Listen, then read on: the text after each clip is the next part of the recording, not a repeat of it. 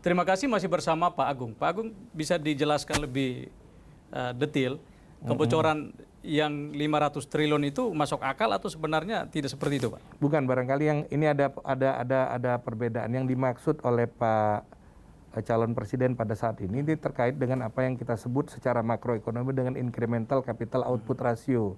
Jadi rasio investasi. Jadi untuk menambah nilai investasi maka dibutuhkan penambahan nilai investasi sekian akan menghasilkan sekian persen dari pendapatan nasional. Nah, di Indonesia itu tingkat efisiensinya itu sebesar antara 4 sampai dengan 5. Sedangkan di negara-negara lain khususnya di ASEAN ini itu antara 3 sampai dengan 3,5. Selisih itulah yang dianggap sebagai 30% linkage. Karena di makro itu ada injection dan linkage. Yang dimaksudkan beliau itu adalah konteksnya itu makro. Sedangkan yang barangkali ditanyakan itu dalam konteks pengelolaan, dalam konteks governance. Kalau dalam konteks governance tidak bisa ditentukan setiap tahun. Beda-beda, Pak, ya? Karena tiap tahun itu dia punya resiko yang berbeda. Kan ada istilah accountability is tone from the top, Pak. Jadi begitu berganti pimpinan entitas, maka tingkat akuntabilitas di entitas tersebut ikut terpengaruh. Kalau dia punya komitmen yang bagus, maka akuntabilitasnya menjadi baik. Tapi kalau dia kurang bagus, maka akan berdampak baik pada sistemnya maupun kebijakan yang diambil sama mereka di dalam melaksanakan pengelolaan keuangan negara tersebut. Kalau pengamatan Pak Agung selama belasan tahun di BPK ya. Itu akuntabilitasnya makin bagus atau gimana, Pak? Sejauh yang saya pahami, kami berusaha untuk mendorong agar pengelolaan keuangan negara itu menjadi lebih transparan dan accountable. Sudah barang tentu dengan sistem yang semakin bagus, deteksinya itu akan semakin bagus. Jadi jangan dianggap bahwa kalau kemudian kami kerja itu lebih banyak temuannya, kemudian mereka makin jelek, enggak. Bisa juga karena kemudian kaminya yang menjadi lebih bagus. Dan dengan demikian kita bersinergi, Pak.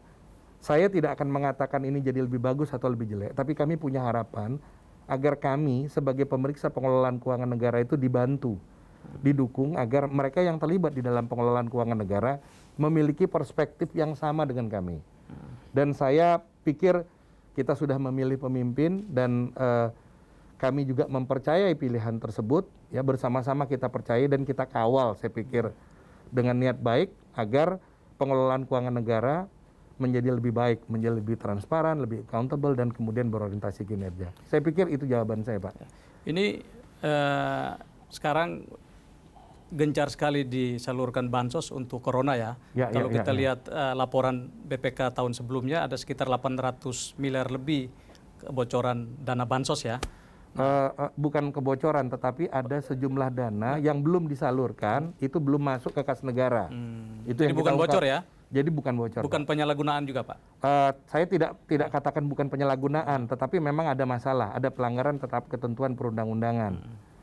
Detailnya nanti mungkin Pak anggota 3 yang lebih menguasai itu. Tetapi intinya adalah begitu bantuan sosial itu tidak disalurkan, maka uangnya harus langsung balik ke kas negara.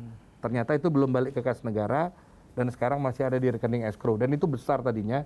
Setelah kita telusuri angkanya menyusut menjadi sebesar 843 miliar itu. Itu bisa diperbaiki nggak ke depannya? Tentunya bisa, Pak. Tapi tentunya dibutuhkan komitmen. Dibutuhkan komitmen dan dibutuhkan kompetensi. Komitmen saja nggak cukup. Kompetensi aja nggak cukup. Orang mampu aja nggak cukup, Pak. Dia harus mau melakukan perbaikan.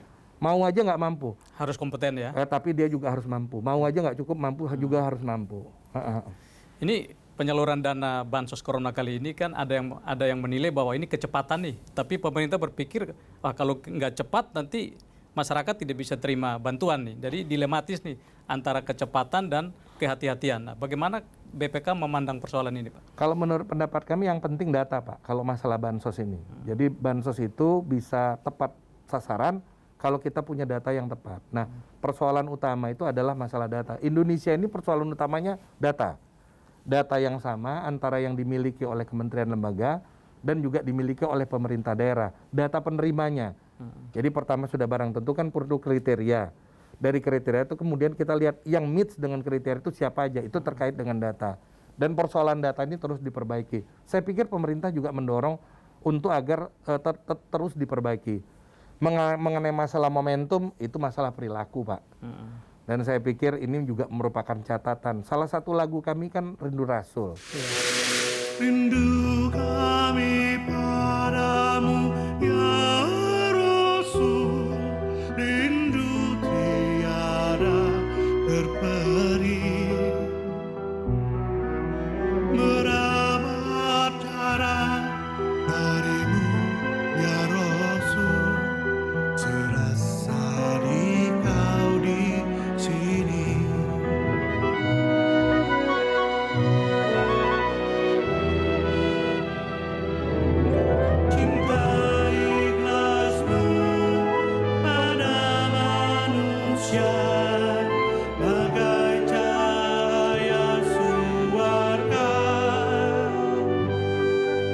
Dapatkah kami membalas cintamu secara bersahabat?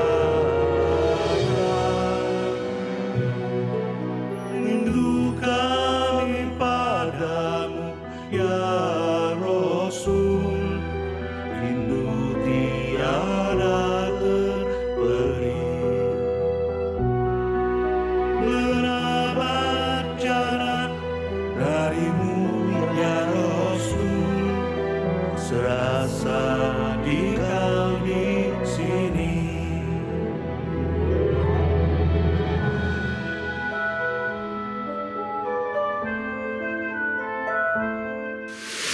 Itu adalah sebuah kerinduan kita akan role model ya, yang baik, mendamaikan, inspiratif dan sebagainya. Tapi pada saat yang sama kita juga rindu sama tatanan masyarakatnya yang memiliki rasionalitas dan kemudian kesadaran kolektif yang juga tinggi. Masalah kepemimpinan itu satu masalah, tapi masalah masyarakat juga masalah yang lain lagi.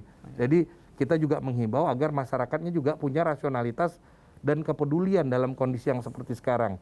Bahwa kalau pemerintah memberikan bantuan sosial itu adalah bantuan agar mereka tetap bisa hidup di masa pandemi COVID yang memberikan masalah yang begitu besar ini. Apakah BPK memiliki fleksibilitas dalam melakukan audit untuk dana bansos yang disalurkan dalam kondisi yang agak abnormal saat ini? Sebenarnya yang kami lakukan itu tidak nyari-nyari masalah. Justru kami itu mengidentifikasi masalah. Yang dilakukan oleh Badan Pemeriksa Keuangan itu kan bukan cari-cari salah, Pak. Tapi mengidentifikasi masalahnya apa. Dari masalah tersebut baru kemudian kita lihat apakah masalah tersebut karena persoalan administrasi, karena kurangnya kompetensi, atau karena kesengajaan yang kita sebut fraud itu, untuk Indonesia menyebutnya korupsi seperti itu. Itu kita lihat. Jadi jangan khawatir, Badan Pemeriksa Keuangan itu menerapkan prinsip audit yaitu substance over form, Pak. Substansi yang mengalahkan bentuk. Jadi kalau pelaksanaannya itu kan bentuknya, yang penting kan substansinya. Ya. Sebenarnya substansinya seperti apa?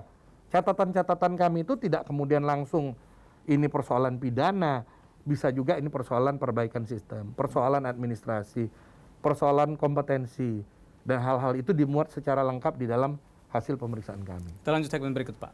Pemirsa, tetaplah di special interview. Pak Agung, bagaimana perkembangan audit Jiwasraya? Apakah ini sudah selesai atau akan lanjut lagi?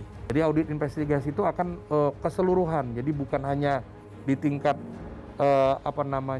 asuransi Jiwasrayanya saja, tetapi mereka yang semua pihak-pihak yang terkait seperti otoritas jasa keuangan,